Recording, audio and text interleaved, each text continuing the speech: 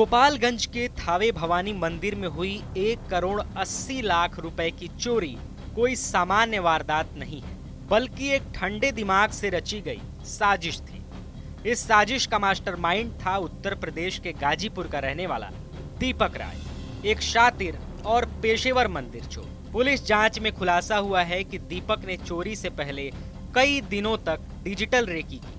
उसने गूगल और यूट्यूब के जरिए थावे भवानी मंदिर का पूरा स्ट्रक्चर खंगाला।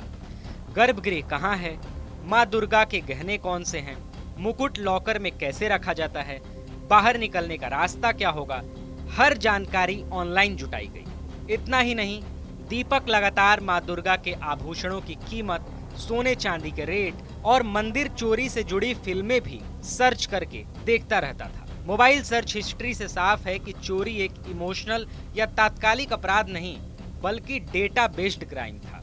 पुलिस के मुताबिक 10 और 11 दिसंबर की रात दीपक खुद थावे मंदिर पहुंचा। उसने मंदिर के पीछे बन रहे एक मकान को एंट्री पॉइंट चुना।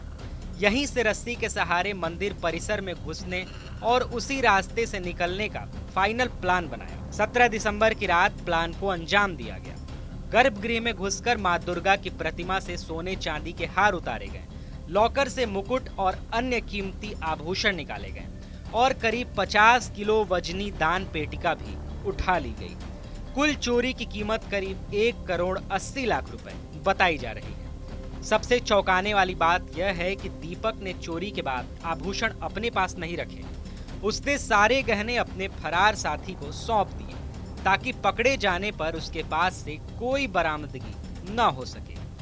यह चाल साफ तौर पर उसके क्रिमिनल एक्सपीरियंस को दिखाती है। पुलिस जांच में अभी सामने आया कि दीपक इससे पहले मार्च 2025 में मध्य प्रदेश के महू स्थित शीतला माता मंदिर में चोरी कर चुका था। जेल से 13 नवंबर 2025 को छूटते ही उसने फिर से मंदिरों को निशाना बनाना शुरू कर दिया। थावे भवानी के साथ साथ वह पुणे के एक बड़े मंदिर की भी ऑनलाइन रेकी कर रहा था। एसपी अवधेश दीक्षित के अनुसार 12 एसआईटी टीमों ने 5 दिन तक बिहार, यूपी और मध्य प्रदेश में छापेमारी कर दीपक को गाजीपुर के जमनिया थाना क्षेत्र से दबोचा। उसके पास से रॉड कटर, वारदात के कपड़े, मोबाइल, बाइक और बैग बरामद हुए। मोबाइल में मंदिर से जुड़ी पूरी प्लानिंग मौजूद थी। और दिनांक 17 और 18 की रात में 2 चोरों के द्वारा थावे भवानी के मंदिर में मुकुट, हार और कुछ और अन्य आभूषणों की चोरी की गई थी। इसमें क्योंकि प्रशासन और पुलिस के स्तर से चूक हुई थी, तो हम लोगों ने इसमें जो टीओपी प्रभारी हैं और वहाँ के जो अन्य कर्मी हैं, पुलिसकर्मी, उन पर सब पे कार्रवाई की थी। और क्योंकि चूक भयंकर थी, तो इसमें हम लोगों के स्तर से भी इसकी जो लापरवाही है उसकी हम लोग जवाबदेही लेते हैं, जिम्मेदारी हम लोग लेते हैं एज ए पुलिस अधीक्षक। हम लोगों ने इसमें, क्योंकि घटना काफ़ी संवेदनशील थी, तो हम लोगों ने कई सारी एसआईटी बनाई गई थी और लगभग 12 के आसपास टीम्स अलग अलग बिंदुओं पे काम कर रही थी। कुछ स्थानीय लोगों पे, कुछ दूसरे जिलों के, दूसरे राज्यों के क्रिमिनल्स पे भी काम किया जा रहा था। उसी क्रम में हम लोगों ने एक व्यक्ति पे फोकस किया जिसका नाम दीपक राय है। ये इसके फादर का नाम देवानंद राय है। ये जमनिया थाना गाजीपुर का रहने वाला है और इसकी हम लोगों ने कल एटवा पुल से गिरफ्तारी की है और इसने अपने अपराध को स्वीकार किया है। इसके द्वारा पूर्व में भी कई सारे ऐसे मंदिर चोरी में अपराध किए गए हैं। इसी साल मार्च 2025 में इसके द्वारा महू जिले के कोतवाली थाने में शीतला माता मंदिर में चोरी की घटना कारित की थी, जिसमें जेल गया था और 13 नवंबर को जेल से छूटा है। जेल से छूटने के बाद में फिर इसने थावे मंदिर और पुणे के एक बड़े मंदिर की रेकी करना स्टार्ट किया। वहाँ के सोने मुकुट के बारे में इसने गूगल पे और यूट्यूब पे अच्छे से सर्च किया और 10 और 11 की रात में थावे मंदिर में आकर प्रॉपर रेकी की और जिस तरह से घटना कारित की गई है उसी तरह से इसके द्वारा रेकी किया गया।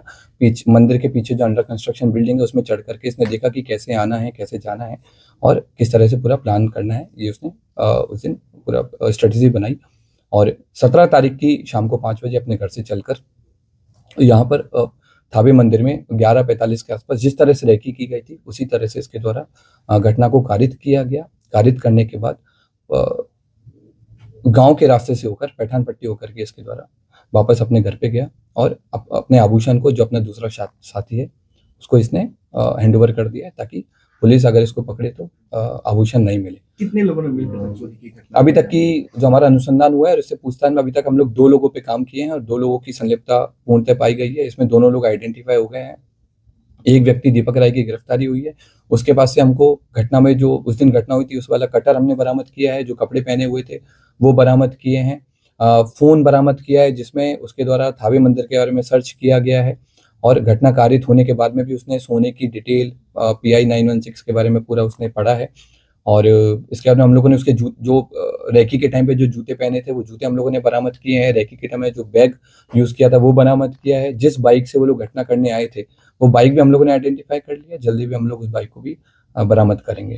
तो 30 लोग सर उठाए गए थे, उसमें से कोई ये तो नहीं हो? जो हम लोगों ने पहले जिन लोगों को डिटेन किया था पूछताछ के लिए उन सब लोगों को, क्योंकि उन लोगों की संलिप्तता नहीं पाई गई थी, उन सब लोगों को हम लोगों की तरफ छोड़ दिया गया है। हम लोगों ने इन सारी चीजों पर भी जांच किया था कि क्या कोई स्थानीय लोग या मंदिर प्रशासन की भूमिका रही हो, तो उस तरह की भूमिका भी हम लोगों के सामने नहीं आई है। अब हम लोग की अगली कोशिश माता की जो हार है, जो मुकुट है, उसकी बरामदगी है और दूसरे व्यक्ति की गिरफ्तारी है वो भी हम लोग जल्दी करेंगे। सर, जिस तरह से ये चोरी की घटना को अंजाम दिया था, क्या ये पेशेवर था, क्या किसी मूवी से प्रेरित था, या फिर इसे कैसे पता चल पाई कि मंदिर में यहाँ हार है? ये पेशेवर क्रिमिनल है और इसका हम लोगों ने जब हिस्ट्री देखा है, इसका जब हमने जिस तरह के गूगल सर्चेज किया है तो उससे स्पष्ट हुआ है कि इसके द्वारा लगातार इसने जेल से छूटने के बाद भी, इवन जेल में रहने के दौरान भी इसने कई सारे मंदिर के बारे में डिटेल प्राप्त की है। जेल से छूटने के बाद में कई सारे बड़े बड़े मंदिर के सोने के मुकुट के बारे में इसने सर्च किया है और क्योंकि थावे मंदिर इसके घर से काफी पास था तो इसलिए इसने इस घटना को कारित किया है।